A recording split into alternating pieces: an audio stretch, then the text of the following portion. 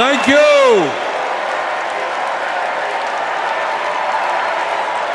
Thank you. My fellow Americans, it is an honor. It is an honor to be with you tonight because we're laying the groundwork for Kamala Harris to become our next president.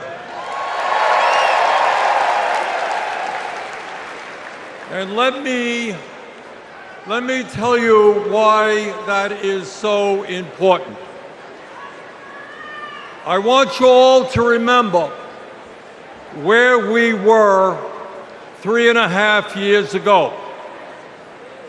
We were in the midst of the worst public health crisis in 100 years and the worst economic downturn since the Great Depression. 3,000 Americans were dying every day, and our hospitals were overwhelmed with COVID patients. All across the country, businesses were shutting down. Unemployment was soaring.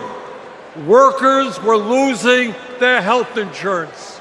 Schools were closing. State and city budgets were running out of money. People were being evicted from their homes. Children in America were going hungry. That was the reality the Biden-Harris administration faced as they entered the Oval Office. A nation suffering, a nation frightened, and people looking to their government for support. And within 2 months of taking office, our government did respond.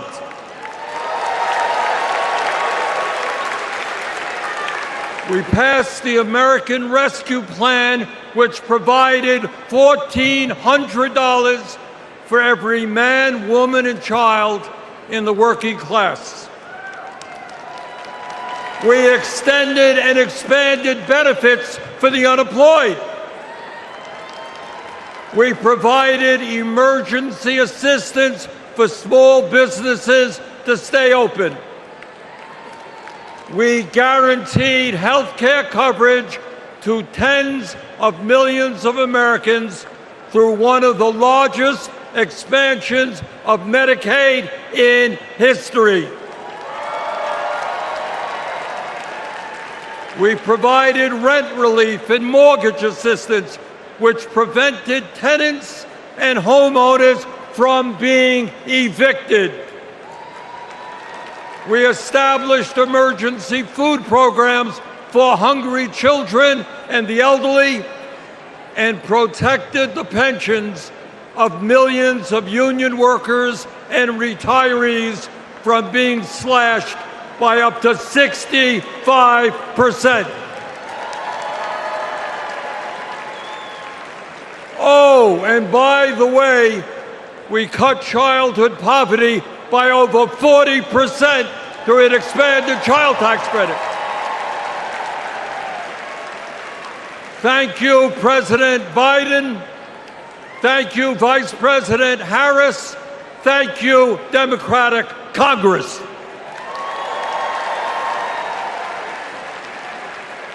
Now, I say all of this not to relive that difficult moment, but to make one simple point. When the political will is there, government can effectively deliver for the people of our country. And now we need to summon that will again, because too many of our fellow Americans are struggling every day to just get by, to put food on the table, to pay the rent, and to get the health care they need. Brothers and sisters, bottom line, we need an economy that works for all of us, not just the billionaire class.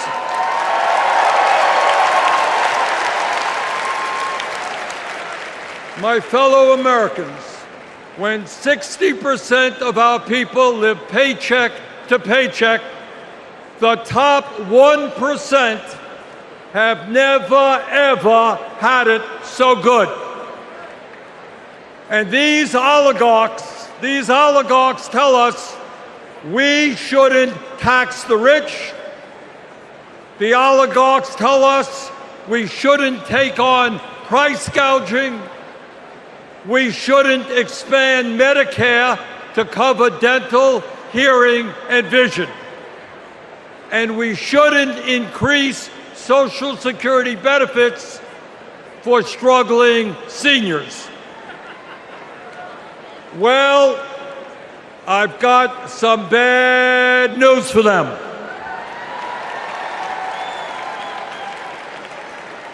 That is precisely what we are going to do.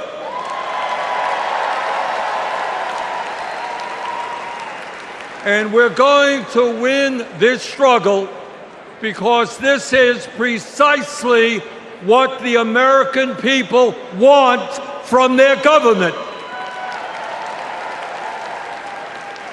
And my friends, at the very top of that to-do list is the need to get big money out of our political process.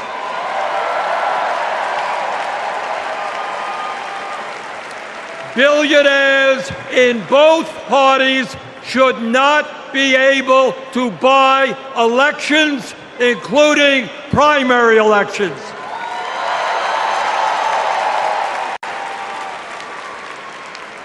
For the sake of our democracy, we must overturn the disastrous Citizens United Supreme Court decision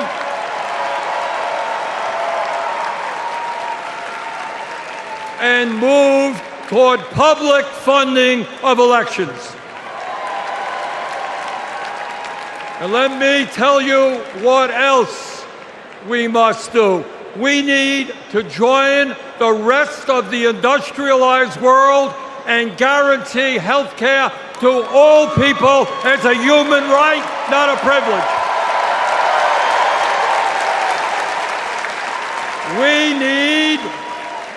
We need to raise the minimum wage to a living wage.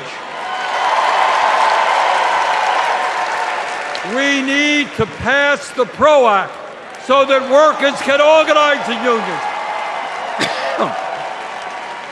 and gain the decent pay and benefits they deserve.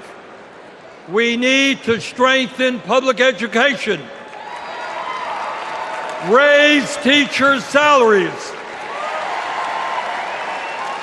and make sure that every American, regardless of income, receives the higher education he or she needs. We need to take on Big Pharma and cut our prescription drug costs in half so that we no longer pay any more than other countries. Joe and Kamala made sure that no senior in America pays over $35 a month for insulin. We need to make sure that reality is true for every American. I look forward to working with Kamala and Tim to pass this agenda. And let us be very clear. This is not a radical agenda. But let me tell you what a radical agenda is. And that is Trump's Project 2025. At a time of massive income and wealth inequality, giving more tax breaks to billionaires is radical. Putting forth budgets to cut Social Security, Medicare, and Medicaid is radical. Letting polluters destroy our planet is radical. And my friends, we won't let that happen.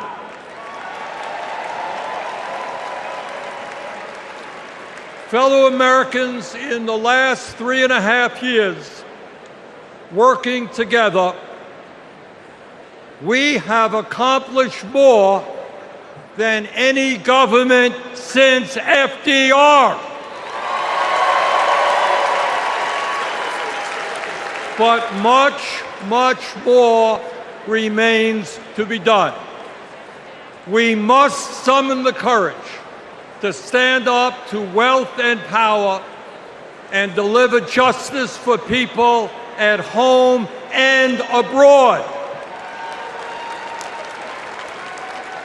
Abroad, we must end this horrific war in Gaza.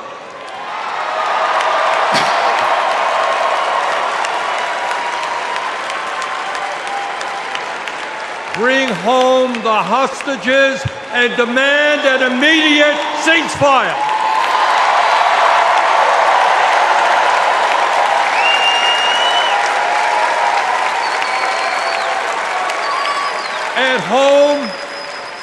At home right here, we must take on Big Pharma, Big Oil, Big Ag, Big Tech, and all the other corporate monopolists whose greed is denying progress for working people.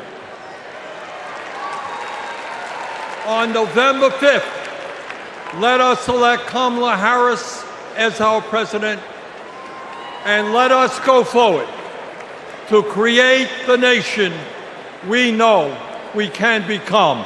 Thank you all very much.